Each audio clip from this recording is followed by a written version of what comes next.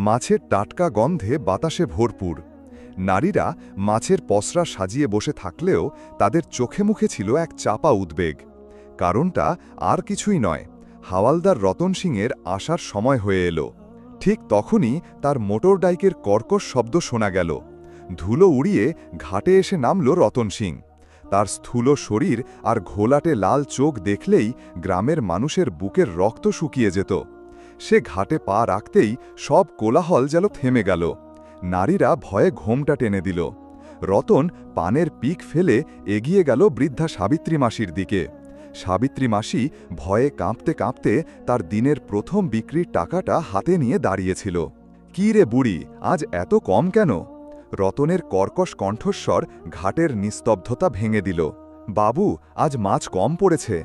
সাবিত্রী মাসি ক্ষীণ স্বরে উত্তর দিল। "কম পড়েছে মানে? আমার ভাগের টাকা কম হবে কেন?" এই বলে রতন এক লাথি মেরে সাবিত্রীর মাছের ঝুড়িটা উল্টে দিল। রূপলি পাবদা, টাটকা চিংড়ি সব ছড়িয়ে পড়ল কাদামাটিতে। সাবিত্রী মাসি কান্নায় ভেঙে পড়ল। "আমার সর্বনাশ হয়ে গেল বাবু!" অন্যান্য নারীরা ভয়ে চোখ নামিয়ে নিল। কেউ প্রতিবাদ করার সাহস পেল না। রতন প্রত্যেক নারীর কাছ থেকে জোর করে হপ্তা আদায় করতে লাগল। দূর থেকে এই সব কিছু দেখছিল পার্বতী। তার স্বামী ৩ বছর আগে নদীতে ঝড়ে মারা গেছে। একমাত্র ছেলে অপুকে নিয়ে তার এই লড়াইয়ের জীবন। আজকের এই দৃশ্য তার সহ্যের বাঁধ ভেঙে দিল। সে দেখল কিভাবে তার মতো অসহায় নারীদের পেটে লাথি মেরে রতন তার পকেট ভরছে। এই অন্যায় তাকে ভেতর থেকে জাগিয়ে তুলছিল। সেই রাতে পার্বতীর চোখে ঘুম এলো না। তার চোখের সামনে বারবার ভেসে উঠছিল সাবিত্রী মাসির কান্নামাখা মুখ আর মাটিতে ছড়িয়ে থাকা মাছগুলো। তার মনে হচ্ছিল ওগুলো শুধু মাছ নয়, মাটিতে লুটিয়ে পড়েছে তাদের আত্মসম্মান। পাশে তার ছোট ছেলে অপু ঘুমিয়েছিল। তার নিষ্পাপ মুখের দিকে তাকিয়ে পার্বতীর বুকটা কেঁপে উঠল। সে ভাবল, এইভাবেই কি চলবে? তার ছেলেও কি বড় হয়ে এই অত্যাচার সহ্য করবে? তার মাকেও কি সে এভাবেই অপমানিত হতে দেখবে? না, আর নয়, অনেক সহ্য করা হয়েছে। পার্বতীর মনে হল তার মৃত স্বামী যেন তাকে বলছে, "পারু, তুই তো এমন দুর্বল ছিলি না, লড়াই কর।" এই চিন্তাটা আসতেই সে বিছানা ছেড়ে উঠে বসল। তার শির দাঁড়া দিয়ে একটা শীতল স্রোত বয়ে গেল। ভয় নয়, এ ছিল এক দৃঢ় সংকল্পের স্রোত। ভোরের আলো ফোটার সাথে সাথে সে মনস্থির করে ফেলল, সে আর একা একা এই অপমান সহ্য করবে না। সে সবাইকে বোঝাবে। এই ভয়কে জয় করতেই হবে। আজ ঘাটে গিয়ে সে চুপ করে থাকবে না। যদি কেউ তার পাশে নাও দাঁড়ায়, সে একাই প্রতিবাদ করবে। তার ছেলের ভবিষ্যতের জন্য, তার নিজের সম্মানের জন্য, আর জলঙ্গিপুরের সমস্ত মা বোনেদের জন্য তাকে লড়তেই হবে। এই আগুনটা সে কিছুতেই নিভতে দেবে না। পরদিন সকালে ঘাটে গিয়ে পার্বতী অন্য দিনের মতো চুপ করে থাকল না। সে একে একে কথা বলতে শুরু করল লক্ষ্মীদি, কমলা আর অন্য নারীদের সঙ্গে। "আমরা আর কতদিন এই অত্যাচার সহ্য করব দিদি? রোজ রোজ আমাদের মুখের গ্রাস কেড়ে নিচ্ছে ওই শয়তানটা।" লক্ষ্মীদি দীর্ঘশ্বাস ফেলে বলল, "কি করবি পারু? পুলিশের সাথে লড়াই করার ক্ষমতা কি আমাদের আছে? আমাদের ঘর সংসার, ছেলে মেয়ে আছে। ওরা আমাদের জীবনটা নরক বানিয়ে দেবে।" অন্যেরাও তার কথায় সায় দিল। বছরের পর বছর ধরে জমে থাকা এই ভয় ভাঙানো সহজ হবে না পার্বতী বুঝতে পারছিল। কিন্তু সে হাল ছাড়ল না। সে বুঝল ঘাটের মতো খোলা জায়গায় আলোচনা করা নিরাপদ নয়। রতনের চর সব জায়গায় ছড়িয়ে আছে। তাই সে ঠিক করল রাতের অন্ধকারে সবার বাড়ি বাড়ি গিয়ে কথা বলবে। সেই রাতেই সে প্রথমে গেল কমলার বাড়ি। পার্বতী তাকে বোঝালো, "কমলা দিদি, আজ তুমি যা দিচ্ছ, কাল তোমার মেয়েরা বড় হয়ে ঘাটে বসলে তাদেরও তাই দিতে হবে। আমরা কি আমাদের মেয়েদের জন্য এই ভবিষ্যৎ রেখে যেতে চাই?" এই কথাগুলো কমলার হৃদয়ে গিয়ে আঘাত করল। সে পার্বতীর হাত ধরে বলল, "কি করতে হবে বল পারু, আমি তোর সাথে আছি।" এভাবেই এক এক করে গ্রামের প্রায় ১৫-২০ জন মহিলাকে সে রাজি করালো। তার কথায় আবেগ ছিল, ছিল বিশ্বাস। যে নারীরা দিনের বেলায় রতনের সামনে ভয়ে একটা কথাও বলতে পারত না, তারাই রাতের অন্ধকারে পার্বতীর নেতৃত্বে একজোট হতে শুরু করল। কয়েকদিনের মধ্যেই গ্রামের মৎস্যজীবী নারীদের মধ্যে একটা চাপা উত্তেজনা তৈরি হল। পার্বতীর কথায় যারা ভরসা পেয়েছিল, তারা ঠিক করল একটা গোপন সভা করবে। জায়গা ঠিক হল গ্রামের শেষে পুরনো অশ্বত্থ গাছের নিচে। অমাবস্যার রাত, চারিদিক ঘুটঘুটে অন্ধকার, শুধু কয়েকটা জোনাকির আলো জ্বলছে নিভছে। একজন দুজন করে নারীরা সেখানে জড়ো হতে লাগল। তাদের হাতে ছিল হ্যারিকেন, যা তারা কাপড়ে ঢেকে নিয়ে এসেছিল যাতে আলো বেশি দূর না ছড়ায়। প্রায় 50 জন নারী সেখানে উপস্থিত হল। সবার মুখে ভয় আর উত্তেজনার মিশ্র অনুভূতি। পার্বতী সবার মাঝে এসে দাঁড়াল। তার কণ্ঠস্বর ছিল শান্ত কিন্তু দৃঢ়। বোনেরা আমার, আজ আমরা এখানে এসেছি আমাদের সম্মান বাঁচানোর জন্য। ওই রতন আমাদের দুর্বল ভেবে আমাদের উপর অত্যাচার করে, কিন্তু আমরা দুর্বল নই। আমাদের পরিশ্রমের টাকায় ও চ্যানের জীবন কাটাবে, আর আমাদের বাচ্চারা আতপেটে খেয়ে থাকবে, এটা আমরা আর হতে দেব না। এরপর একে একে সবাই তাদের উপর হওয়া অত্যাচারের কথা বলতে শুরু করল। কথা বলতে বলতে তাদের চোখের জল বাঁধ মানছিল না। কান্নার রোল উঠল সেই অন্ধকার রাতে, কিন্তু সেই কান্নার মধ্যে শুধু অসহায়তা ছিল না, ছিল জমে থাকা ক্রোধ। পার্বতী তখন বলল, কান্নার দিন শেষ দিদিরা, এবার লড়াইয়ের সময়। কাল থেকে আমরা কেউ রতনকে একটা পয়সাও দেব না। এই প্রস্তাবে প্রথমে সবাই চুপ করে গেল, কিন্তু তারপর একজন বয়স্ক মহিলা বলে উঠলেন, পার্বতী ঠিকই বলছে, আর সহ্য করা যায় না। এই কথায় সবাই যেন সাহস পেল। একসাথে 50টা কণ্ঠস্বর শপথ নিল তারা আর অন্যায় সহ্য করবে না। পরের দিন সকালটা ছিল অন্যরকম। ঘাটে মাছের বিকিকিনি চলছিল ঠিকই, কিন্তু বাতাসে ছিল বারুদের গন্ধ। নারীরা সবাই কাজে ব্যস্ত থাকলেও তাদের কান ছিল খাড়া। সবার চোখ ছিল পথের দিকে, কখন আসবে রতন সিং। পার্বতী সবার মাঝে ছিল, তাদের সাহস জোগাচ্ছিল। দুপুরের দিকে রতনের মোটর বাইক এসে থামল। সে অ্যারোগেন্ট ভঙ্গিতে নেমে ঘাটের দিকে এগিয়ে এলো। এসেই সে তার অভ্যাস মতো সাবিত্রী মাসির কাছে গেল। টাকা বের কর বুড়ি। সাবিত্রী মাসি পার্বতীর দিকে একবার তাকাল, তারপর কাঁপা কাঁপা গলায় বলল, টাকা হবে না বাবু। রতন অবাক হল। কি বললি? সে গর্জে উঠল। এবার সাবিত্রী মাসির কণ্ঠস্বর কিছুটা দৃঢ় শোনাল, বললাম তো টাকা হবে না, আমরা আর হপ্তা দেব না। রতন ক্রোধে উন্মত্ত হয়ে সাবিত্রী মাসির দিকে হাত তুলতে গেল, কিন্তু তার আগেই পার্বতী সামনে এসে দাঁড়াল। খবরদার, কোনো মায়ের গায়ে যদি হাত তুলেছিস তাহলে ফল ভালো হবে না। তুই কেরে নেত্রী, তুই এদের মাথা খারাপ করেছিস, তাই না? রতন পার্বতীর দিকে এগিয়ে গেল। পার্বতীর পিছনে একে একে সমস্ত নারীরা এসে দাঁড়াল। 50 জন নারীর নীরব কিন্তু দৃঢ় প্রতিরোধে রতন থমকে গেল।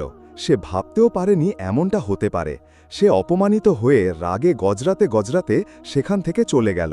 যাওয়ার আগে হুমকি দিয়ে গেল, আমি তোদের দেখে নেব। নারীরা ভয় পেলেও তাদের মুখে ছিল জয়ের হাসি। তারা প্রথমবার একসাথে প্রতিবাদের স্বাদ পেয়েছিল। তারা বুঝতে পেরেছিল একতাই তাদের সবচেয়ে বড় শক্তি। ঘাটে সেদিন জয় হলেও নারীরা জানত যে লড়াইটা সবে শুরু হয়েছে। রতন সিং এত সহজে হার মানার পাত্র নয়। তার অপমানের জ্বালা সে সুদে আসলে উসুল করবে। ঠিক তাই হল। পরদিন থেকেই শুরু হলো তার প্রতিশোধের খেলা। প্রথমেই সে ঘাটে আসা মাছের বড় বড় ব্যাপারীদের হুমকি দিল, যাতে তারা জলঙ্গিপুরের নারীদের কাছ থেকে মাছ না কেনে। ব্যাপারীরা প্রাণের ভয়ে এবং ব্যবসার ক্ষতি এড়াতে মাছ কেনা বন্ধ করে দিল। নারীদের টাটকা মাছ অবিকৃত অবস্থায় পড়ে থাকতে লাগল। দিনের শেষে সব মাছ পচে নষ্ট হতে শুরু করল।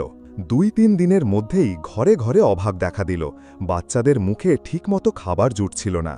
যে নারীরা কদিন আগে পার্বতীর কথায় সাহস পেয়েছিল, তাদের মনোবল এবার ভাঙতে শুরু করল। ঘরে ঘরে অশান্তি শুরু হল। পুরুষরা তাদের স্ত্রীদের দোষারোপ করতে লাগল। পার্বতীর নিজের ঘরেও খাবার প্রায় শেষ। তার ছেলে অপুটা অপুষ্টিতে ভুগতে শুরু করেছিল। পার্বতীর মন ভেঙে যাচ্ছিল, কিন্তু সে জানত এখন ভেঙে পড়লে চলবে না। এই অন্ধকার সময়টা পার করতেই হবে। সে নারীদের বোঝানোর চেষ্টা করল, এটা আমাদের ধৈর্যের পরীক্ষা। আমরা যদি এখন হেরে যাই তাহলে সারা জীবন ওদের গোলাম হয়ে থাকতে হবে। কিন্তু ক্ষুধার্ত পেটে কোনো যুক্তিই যেন পৌঁছাচ্ছিল না। সপ্তাহখানেক পর পরিস্থিতি আরও খারাপ হল। ক্ষুধার যন্ত্রণা আর ভবিষ্যতের অনিশ্চয়তা নারীদের একতাকে ভেঙে দিতে শুরু করল। একদিন সকালে লক্ষ্মীদি ঘাটে সবার সামনে পার্বতীকে চিৎকার করে বলল, তোর জেদের জন্য আজ আমাদের বাচ্চারা না খেয়ে মরছে পারু। এর চেয়ে তো হপ্তা দেওয়া অনেক ভালো ছিল। আমরা আর তোর সাথে নেই। তার কথায় আরও কয়েকজন নারী সায় দিল। তাদের চোখে ছিল হতাশা আর অভিযোগ। যে নারীরা রাতের অন্ধকারে পার্বতীর হাত ধরে শপথ নিয়েছিল, তারাই আজ তাকে কাঠগড়ায় দাঁড় করাচ্ছে। পার্বতী যেন একা হয়ে পড়ল। তার সবচেয়ে কাছের সঙ্গীরাও মুখ ফিরিয়ে নিচ্ছে। সেদিন সন্ধ্যায় সে কয়েকজনের বাড়ি গেল কথা বলতে, কিন্তু তারা দরজা খুলল না। পার্বতীর মনে প্রথমবারের জন্য গভীর সংশয় দেখা দিল। সে কি কোনো ভুল করে ফেলল? তার একটা সিদ্ধান্তের জন্য আজ পুরো গ্রামটা কষ্টে পড়েছে। সে নদীর ধারে একা বসে কান্নায় ভেঙে পড়ল। তার লড়াইটা কি এখানেই শেষ হয়ে যাবে? তার চারপাশের পৃথিবীটা যেন অন্ধকারে ঢেকে যাচ্ছিল। এই সময়টা ছিল তার প্রতিবাদের সবচেয়ে কঠিন পরীক্ষা, যখন বাইরের শত্রুর চেয়ে ভেতরের অবিশ্বাসী তাকে বেশি কষ্ট দিচ্ছিল। গ্রামের পরিস্থিতি যখন চরমে, তখন এক অপ্রত্যাশিত ঘটনা ঘটল। কলকাতা থেকে এক তরুণ সাংবাদিক আকাশ সেন সুন্দরবনের জীবনযাত্রা নিয়ে একটি প্রতিবেদন তৈরি করতে জলঙ্গিপুরে এসে পৌঁছাল। সে গ্রামে এসে এখানকার থমথমে পরিবেশ আর মানুষের মুখের আতঙ্কের ছাপ দেখে অবাক হল। সে কারণ জানতে চাইলে প্রথমে কেউ মুখ খুলতে রাজি হল না। আকাশ গ্রামের চায়ের দোকানে বসে স্থানীয়দের সাথে কথা বলার চেষ্টা করছিল। সেখানেই সে ঘাটের ঘটনা এবং তার পরের পরিস্থিতি সম্পর্কে কিছুটা আঁচ পেল। সে বুঝতে পারল এর পিছনে বড় কোনো গল্প লুকিয়ে আছে। সে খুঁজে খুঁজে পার্বতীর বাড়িতে গিয়ে হাজির হল। প্রথমে পার্বতী তাকে বিশ্বাস করতে পারছিল না। সে ভেবেছিল আকাশও হয়তো রতনের লোক, কিন্তু আকাশের আন্তরিকতা এবং সত্যিটা জানার আগ্রহ দেখে পার্বতীর মন গলে গেল।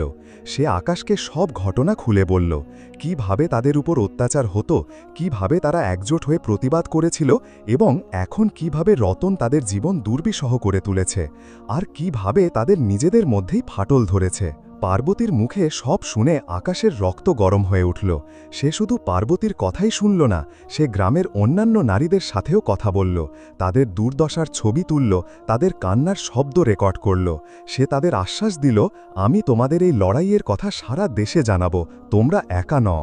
আকাশ কলকাতায় ফিরে গিয়ে তার পত্রিকায় জলঙ্গিপুরের লৌহমানবী ও তাদের নীরব যুদ্ধ শিরোনামে একটি বিস্তারিত প্রতিবেদন ছাপল। সেই প্রতিবেদনে নারীদের ছবি, তাদের বক্তব্য এবং রতন সিংহের অত্যাচারের পুঙ্খানুপুঙ্খ বিবরণ ছিল। প্রতিবেদনটি প্রকাশিত হতেই চারিদিকে আলোড়ন সৃষ্টি হল। শুধু খবরের কাগজেই নয়, সোশ্যাল মিডিয়াতেও এই খবর ছড়িয়ে পড়ল। এই প্রতিবেদনটি শুধু সাধারণ মানুষের মধ্যেই নয়, প্রশাসনের উচ্চ মহলেও নাড়া দিল।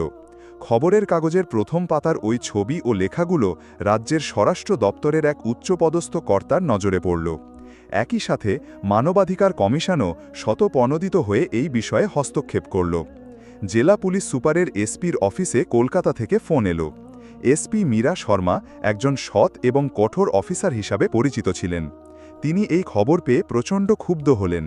তার অধীনে একজন হাওয়ালদার এমন কাণ্ড ঘটাচ্ছে, অথচ তিনি কিছুই জানেন না, এটা ভেবে তার লজ্জা হচ্ছিল। তিনি সঙ্গে সঙ্গে রতন সিংয়ের ফাইল তলব করলেন এবং দেখলেন তার বিরুদ্ধে আগেও ছোটখাটো দুর্নীতির অভিযোগ ছিল, যা ধামাচাপা পড়ে গিয়েছিল। তিনি ঠিক করলেন তিনি নিজেই এই ঘটনার তদন্ত করবেন। এসপি মীরা শর্মা কোনো খবর না দিয়ে সাধারণ পোশাকে পরদিন সকালেই জলঙ্গিপুরের উদ্দেশ্যে রওনা দিলেন। তার সাথে ছিল মাত্র দুজন বিশ্বস্ত অফিসার। তিনি সরাসরি জলঙ্গিপুর ঘাটে গিয়ে পৌঁছালেন। সেখানকার পরিস্থিতি দেখে তিনি নিজেই অবাক হলেন।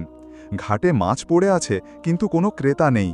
নারীদের মুখে গভীর হতাশার ছাপ। তিনি তাদের সাথে সাধারণ মানুষের মতো মিশে গিয়ে কথা বলতে শুরু করলেন। প্রথমে ভয়ে কেউ কিছু না বললেও তার পরিচয় পেয়ে এবং তার আশ্বাস পেয়ে নারীরা মুখ খুলতে শুরু করল। যে লক্ষ্মীদি পার্বতীকে দোষ দিচ্ছিল, সেও কান্নায় ভেঙে পড়ে সব সত্যি কথা বলে দিল। পার্বতী এগিয়ে এসে নির্ভীকভাবে সমস্ত ঘটনার বিবরণ দিল। খবর পেয়ে রতন সিং ছুটে এলো। সে এসপিকে বোঝানোর চেষ্টা করল যে এই সব তার বিরুদ্ধে ষড়যন্ত্র, কিন্তু মীরা শর্মা তার কোনো কথাই শুনলেন না। তিনি রতনের সমস্ত ব্যাংক অ্যাকাউন্ট এবং সম্পত্তির হিসাব খতিয়ে দেখার নির্দেশ দিলেন। দেখা গেল তার আয়ের সঙ্গে সম্পত্তির কোনো মিল নেই। প্রমাণের পাহাড় যখন রতনের বিরুদ্ধে জমা হচ্ছিল, তখন সে পালানোর চেষ্টা করল, কিন্তু মীরা শর্মার দল তাকে হাতে নাতে ধরে ফেলল। তাকে তৎক্ষণাৎ সাসপেন্ড করা হলো এবং তার বিরুদ্ধে তোলাবাজি, ক্ষমতার অপব্যবহার এবং মানসিক নির্যাতনের ধারায় মামলা দায়ের করা হলো। রতন সিংহের বরখাস্ত এবং গ্রেফতারের পর জলঙ্গিপুরের জীবনে এক নতুন সকাল এলো। ঘাটে আবার আগের মতোই ব্যস্ততা ফিরে এলো। ব্যাপারীরা নির্ভয়ে মাছ কিনতে শুরু করল। নারীদের মুখে আবার হাসি ফুটেছে। এখন তাদের আর কাউকে ভয় পেতে হয় না, কাউকে হপ্তা দিতে হয় না। তাদের পরিশ্রমের সম্পূর্ণ ফল এখন তাদের নিজেদের। সরকারের পক্ষ থেকে এবং একটি এনজিওর সাহায্যে গ্রামের মৎস্যজীবী নারীদের জন্য একটি সমবায় সমিতি গঠন করে দেওয়া হলো, যার সভানেত্রী নির্বাচিত হল পার্বতী। এই সমিতির মাধ্যমে তারা এখন নিজেদের মাছ সরাসরি বড় বাজারে বিক্রি করতে পারে, যার ফলে তাদের আয়ও আগের চেয়ে অনেক বেড়ে গেছে। যে নারীরা পার্বতীর ওপর বিশ্বাস হারিয়েছিল তারা এসে তার কাছে ক্ষমা চেয়ে নিল। পার্বতী এখন শুধু একজন মৎস্যজীবী নয়, সে জলঙ্গিপুরের সমস্ত নারীর অনুপ্রেরণা। সে তাদের শিখিয়েছে কিভাবে অন্যায়ের বিরুদ্ধে রুখে দাঁড়াতে হয়, কিভাবে নিজেদের অধিকার আদায় করে নিতে হয়। তার ছেলে অপু এখন স্কুলে যায়। পার্বতী চায় তার ছেলে বড় হয়ে একজন সৎ এবং সাহসী মানুষ হোক। জলঙ্গি নদীর ঘাটে এখন আর কোনো ভয় বা কান্নার শব্দ শোনা যায় না। শোনা যায় শুধু নারীদের হাসির শব্দ, তাদের কর্মব্যস্ততার কোলাহল আর জীবনের গান। তারা প্রমাণ করে দিয়েছে যে নারীরা দুর্বল নয়, তারা সমাজের চালিকা শক্তি। একজোট হলে তারা যে কোনো অন্যায়কে কুড়িয়ে দিতে পারে। গল্প যদি ভালো লেগে থাকে তবে একটা লাইক দিয়ে দিও, আর চ্যানেল দি গল্পনি স্টোরি সাবস্ক্রাইব করতে ভুলো না। পরের গল্পে আবার দেখা হবে।